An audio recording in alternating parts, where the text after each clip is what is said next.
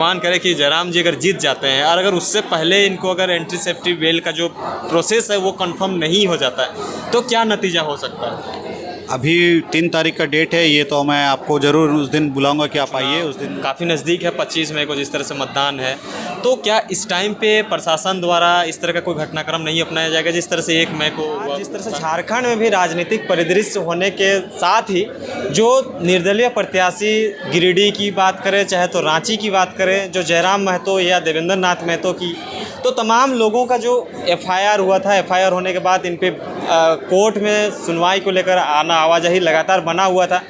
तो जयराम जी को लेकर एक खबर जो है निकल के आ रही थी कि उसको 21 तारीख को सुनवाई होना है, जो बेल उसका पेंडिंग पड़ा हुआ है उस पर क्या कुछ बातें निकल के आया है। क्योंकि जिस तरह से 1 मई को वो नॉमिनेशन फाइल करने जाते हैं उसी वक्त जो है नगरी थाना प्रभारी और तमाम प्रशासन जो है उनको डिटेन चाहे तो गिरफ्तार करने के लिए वहाँ पर जाते हैं। लेकिन उस तरह के घटनाक्रम को देखने के बाद जो है इन लोगों ने जो है कोर्ट का दरवाज़ा खटखटाया ताकि इस तरह का घटनाक्रम सामने ना आए, और डेट था आज 21 मई को। तो क्या कुछ बातें निकल के आए हैं, रितेश दा हमारे साथ हैं, वकील जो जयराम जी को सारी चीज़ों को खबर कर रहे हैं, देख रहे हैं, सारी चीज़ों को जानकारी हम लेंगे। रितेश दा सबसे पहले जो है आपको भी जोहार, और आपके चैनल में जितने लोग अभी देख रहे हैं सबको क्रांतिकारी जोहार।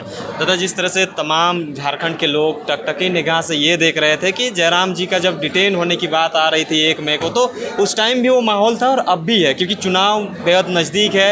नज़दीक होने के साथ साथ में जिसका आज एक तरह से पेंडिंग जो बेल था उस पर सुनवाई होना था, क्या कुछ बातें निकल के आई हैं?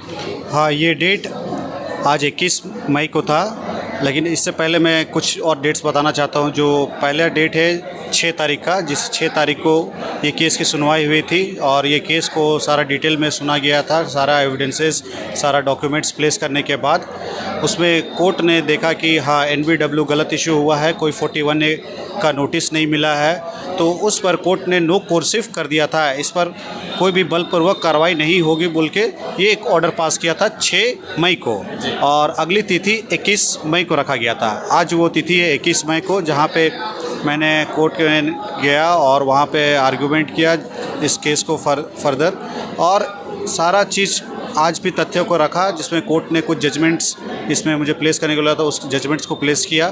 और कोर्ट ने यही पूछा कि इसमें अभी डायरी आई है कि नहीं आई है, तो इसमें जो स्पेशल PP है पब्लिक प्रोसिक्यूटर, उसने कहा कि डायरी अभी आ गई है लेकिन अभी मेरे पास फ़िलहाल रिसीव नहीं हुआ है, वो रिसीव हम लोग आज ही हो जाएगा। तो मैंने भी यही प्रेयर किया कि योर लॉर्डशिप इसमें एक डेट निर्धारित किया जाए, और इसका एक चुनाव 25 तारीख को इसका होने वाला है, 25 के बाद कोई डेट रखा जाए, जिसने कोर्ट ने मेरा प्रेयर को स्वीकार किया, और ये अगली डेट 3 जून को रखा गया है जी। तो नो कर्सिव जो था वो अभी चलते जाएगा? हाँ, नो कर्सिव अभी बरकरार रहेगा। मैंने प्रेयर किया कि जो डेट अभी एक्सटेंड हो रहा है, in the meantime no cursive को एक्सटेंड कर दिया जाए।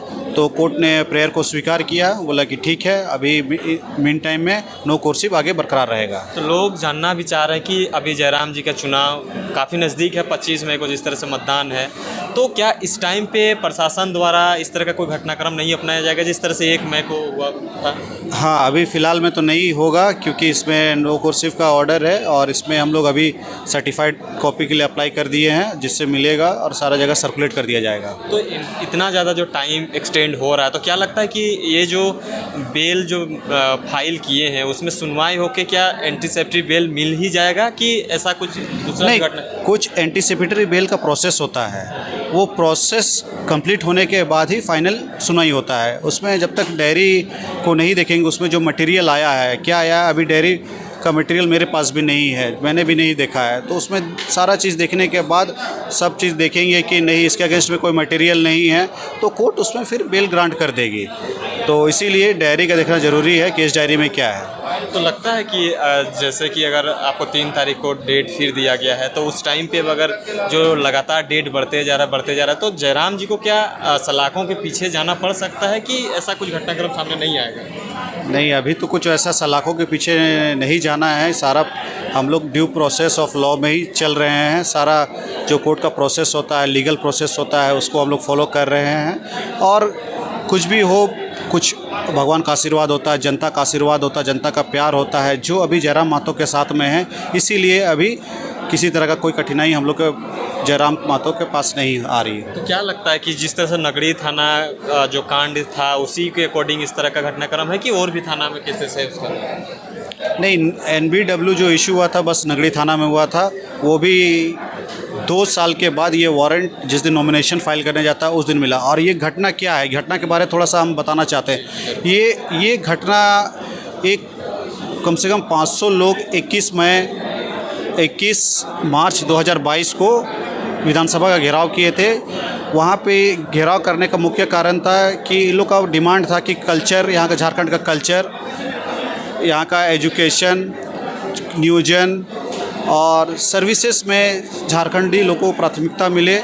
उसलिए अपना मांग को लेकर झारखंड विधानसभा का घेराव करने गए थे, जहाँ पे ये लोग अपना ज्ञापन सौंपने गए थे कि एक हम लोग का लेटर लीजिए, ये हम लोग के छात्र की मांग है।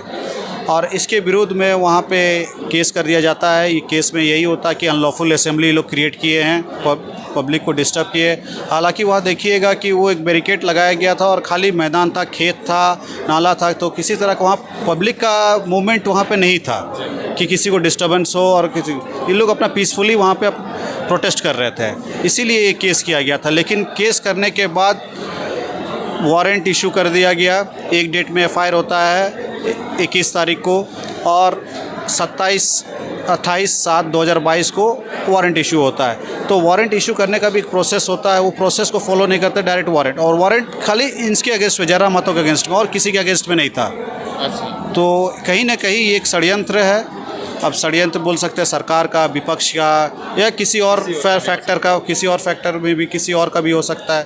तो इसी एक चीज़ जानने का प्रयास करेंगे, ये जो धाराएं लगाया गया 353 सरकारी काम में वादे वही है ना? हाँ, 353 नॉन बेलेबल है, बाकी केस बाकी जितने भी धाराएं हैं सब बेलेबल है। तो जहाँ तक लगता है कि आप लोग बहुत सारे इस तरह के केसेस को टेक ओवर किए हैं, उसका सुनवाई भी बहुत अच्छा पॉजिटिव निकाले भी हैं। तो क्या लगता है कि जयराम के केस में इस तरह का जो है एक्सटेंड डेट होते जा रहा है कि आप पहले भी इस तरह का केसेस हुआ? नहीं, ये एंटीसिपेटरी बेल में यही जनरली प्रोसेस होता है कि जिस डेट में आप केस फाइल करते हैं, बहस होता है, बहस करने के बाद अगर कोर्ट को लगता है इसमें डायरी का ज़रूरत है तो इसमें डायरी कॉल होता है, और उसके बाद डायरी जब तक नहीं आती तब तक कुछ डेट चलता है और फिर फाइनल हियरिंग होता है। ओके, तो क्या लगता है कि अगर भगवान करे कि जयराम जी अगर जीत जाते हैं और अगर उससे पहले इनको अगर एंटीसिपेटरी बेल का जो प्रोसेस है वो कंफर्म नहीं हो जाता है तो क्या नतीजा हो सकता है?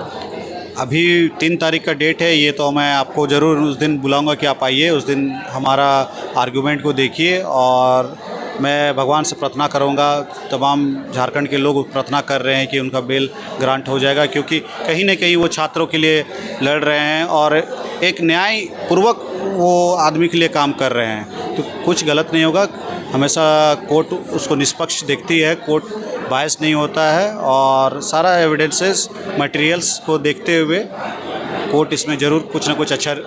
जयराम जी को अभी इस तरह का कोई घटनाक्रम अभी सामने नहीं आएगा, मतलब अभी सब चीज़ स्थिर चल रहा है? हाँ, वो अभी प्रचार प्रसार कर सकते हैं, इसमें कोई अभी दिक्कत नहीं है। हमने सर्टिफाइड कॉपी बेल का इसमें फाइल कर चुका है, और आपके माध्यम, चैनल के माध्यम से ये बताना चाहते हैं कि अगली सुनवाई इसके 3 जून को होगी। चलिए, बहुत बहुत धन्यवाद, थैंक यू। तो तमाम चीज़ों की जानकारी जो है हम आप तक पहुंचा दिए हैं। वक़्त जो जानकारी हमारे सर ने दिए, वो सारी चीज़ें जो है झारखंड के लोग जानना चाहते हैं कि आखिरकार जयराम महतो का केसेस का प्रोसेस कहाँ तक पहुँचा है। तो तमाम चीज़ों की जानकारी आप तक हम रख दी हैं। वक़्त जानने लायक बात होगा कि देवेंद्र नाथ महतो पर क्या कुछ बातें निकल के आती है। नेक्स्ट वीडियो में आप जरूर चर्चा करेंगे। बने रहें, देखते रहिए जोहार, नमस्कार।